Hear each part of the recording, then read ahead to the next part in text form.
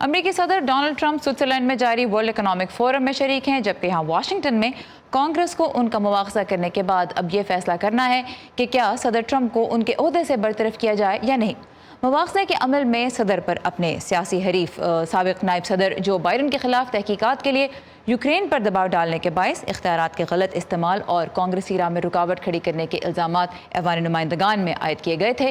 اب سینٹ میں مقدمہ آ گیا ہے جہاں اکثریت ریپبلکنز کی ہے اور ڈیموکریٹس کا الزام ہے کہ مقدمے میں وہ آئین کی نہیں صدر کی حمایت میں مصروف ہیں، لیکن ریپبلکنز اس الزام کو مسترد کر رہے ہیں۔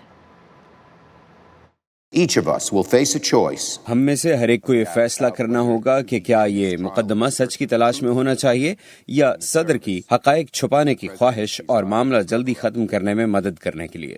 This chamber exists precisely. اس ایوان کا مقصد یہ ہے کہ روز کے ڈراموں سے قطع نظر یہ سمجھ کر چلا جائے کہ ہمارے اقدامات آنے والی نسلوں کو کیسے متاثر کریں گے۔ For generations.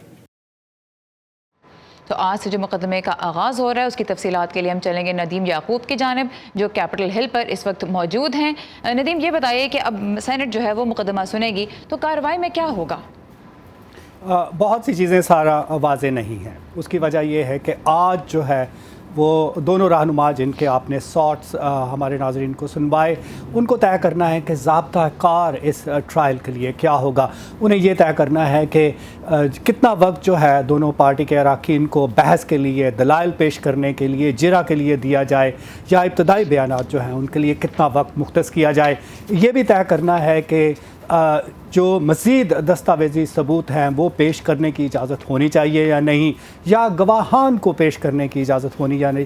یہ تمام معاملات ہیں جن پر آج پہلے تو سینٹ کو اس پر اتفاق کرنا ہوگا اور اسے منظور کرنا ہوگا۔ ڈیموکریٹس کی کوشش ہے کہ وہ گواہی کے لیے صدر کے قریبی ساتھیوں کو سینٹ میں بلائیں، لیکن ابھی تک وائٹ ہاؤس جو ہے وہ اس کی مزاحمت کرتا آیا ہے۔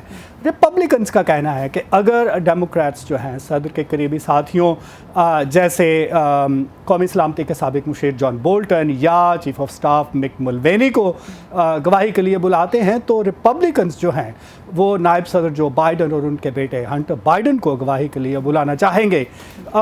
جو وائٹ ہاؤس کی ڈیفنس ٹیم ہے انہوں نے ایک مختصر بیان میں کہا ہے کہ یہ جو ایوان نمائندگان نے جو الزامات بھیجے ہیں وہ کسی ٹھوس ثبوت کے پر مبنی نہیں ہیں، اور یہ کہ جو قابل مواخذہ جرم کی نشاندہی کی گئی ہے وہ بھی مکمل طور پر ناکام ہوئے ہیں اس میں بھی، اور کانگریس میں جو رکاوٹ ڈالنے کا الزام بھی وہ بھی غیر سنجیدہ اور خطرناک ہے۔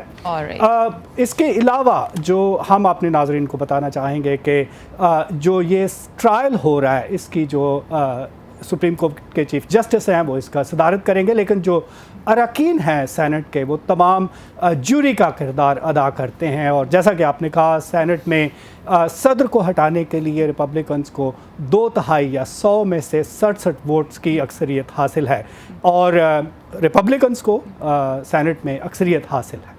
اور یہاں پہ اب ایک کمپلیکس پروسیس ہے جس کو ہم اپنے ویورز کے لیے بریک ڈاؤن کرتے رہیں گے، اور اس کی مزید تفصیلات آج کے دن میں آپ کو ہماری ویب سائٹ urduvo.com پر بھی ملیں گی۔ Nadeem Yaqoob, thank you for the update.